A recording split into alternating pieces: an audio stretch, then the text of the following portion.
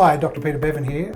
I have with me today Associate Professor Patrick Johnston, who's a cognitive neuroscientist. So he's with the School of Psychology and Counselling in the Faculty of Health here at QUT. So thanks for making your time available for us, Patrick. Also, we have Jonathan, who is a postdoc fellow here with the faculty, and he's been working with Patrick on this really interesting, supposed to be some brain research related to the psychology of the way that the mind actually works and how we perceive the world. So, Patrick, in thinking about the conversation we just had before we started recording about the focus of the research, what is it about the brain and vision that's your particular area of focus? Okay, Peter, what we're interested in is what we call higher level vision. This is a distinction is made between low level vision and higher level vision. Low level vision is the very first thing that your brain is doing with visual information as it comes from the retina to the primary visual cortex.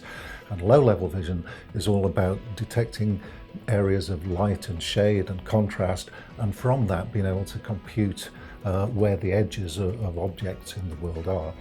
We're interested in processes that occur slightly higher up the visual processing stream from that, at the level at which we're actually recognizing objects and indeed people as things that we understand, that we have semantic information about, things that we can manipulate, things that we can understand the trajectories of motion, where they are. So about how we interact with those objects? The level of cognition, of visual cognition, at which one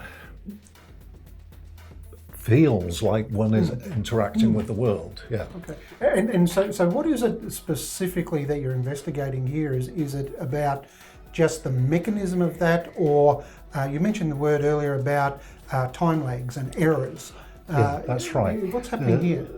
What's going on is that when when light hits your retina and induces signals in the retina that are passed on down the optic nerve to the primary visual cortex, which is at the back of the brain, this takes time. This takes time for these signals to be transmitted, and indeed, it takes more time for your brain to be computing where the edges and basic building blocks of objects are, and indeed to understand then what the objects are and how they might be moving, for instance, takes time. So what you're actually perceiving, by the time your brain has worked this out, it's maybe 100 to 200 milliseconds after the light originally hitting your retina.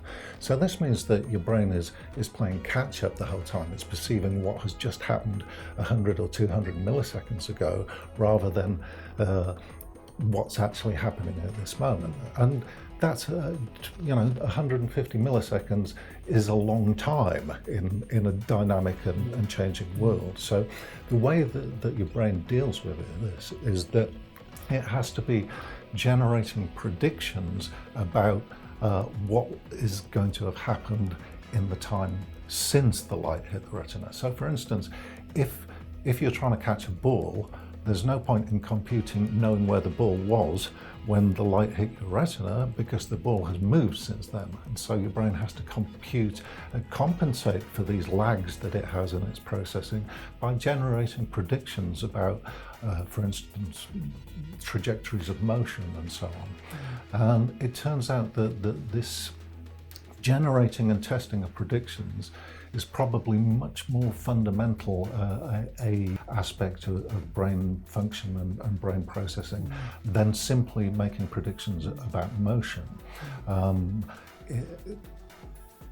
The framework that we work in is called the Predictive Coding Framework, and the general idea of this is that your brain is constantly making predictions not just about motion but about everything. The world that we live in, I guess, is a mental construct. We don't actually perceive the world as it really is. We sample sensory information and build up a model of what we believe is actually out there in the world. With that model then, what's the implications of this say for medicine or health and safety? What's the flow-on effect of the impact of this research that you're starting to discover? Well, as I say, the idea is that your brain is generating a model of the world that it uses to then generate predictions that help it be ahead of the sensory input. So your brain is anticipating the sensory input that it's likely to receive as a way of being ahead of the game. And a consequence of this is that the brain can be making errors. This is the predictions that it is making are going to be right a lot of the time, but sometimes your brain is going to be generating predictions about what is happening that don't match with the incoming sensory data. And this has all kinds of implications. It means that because the brain works like this, it's a source of potential error, of us making mistakes about what we're perceiving, misperceiving what's actually happening. What about medical conditions? Right, that's, one of the consequences, I guess, is that there are mental conditions, there are psychiatric conditions in which people have susceptibility to, for instance, hallucinations, perceiving things that aren't actually there in the outside world. And this is just the way the brain is wired. This is a consequence of placing too much weight on the internal model, the beliefs that are currently being held by the system, and not enough weight on the incoming sensory evidence that would allow that hypothesis to be tested and found to be wanting. So with your research here, so what are we actually looking at here with your little model on the screen? Okay, what we are really interested in doing is finding brain signals that are indexing people's prediction errors, because by doing so we can begin to understand this process of prediction and error checking better and understand how that might contribute to conditions like schizophrenia and autism. So what we have here is a visual illusion known as the rotating dancer illusion. This is an example of a bistable percept. A bistable percept is a stimulus that allows itself to be interpreted in more than one way. And when viewing this, some people see the dancer as rotating clockwise, other people see it as rotating anti-clockwise. And some people will sometimes experience perceptual flips of it changing direction. In fact, the stimulus is the same all of the time, but the stimulus allows two different perceptual interpretations. One of them is that the dancer is facing towards you, the other is that it's facing away from you. They both have the same silhouette. So by showing this to people, we can periodically poll them, asking them which direction they think the dancer is rotating. And they press a button to indicate either clockwise or anti-clockwise. When they press a button, Jonathan, would you be so kind? We flip the dancer out of silhouette mode into photo real mode for a moment. And changing perception again. Well, if the person believes it was travelling in a particular direction and the reveal shows that it's so, it carries on rotating in the same direction. But if it's facing the opposite way to which they assume, it immediately flips the direction of rotation.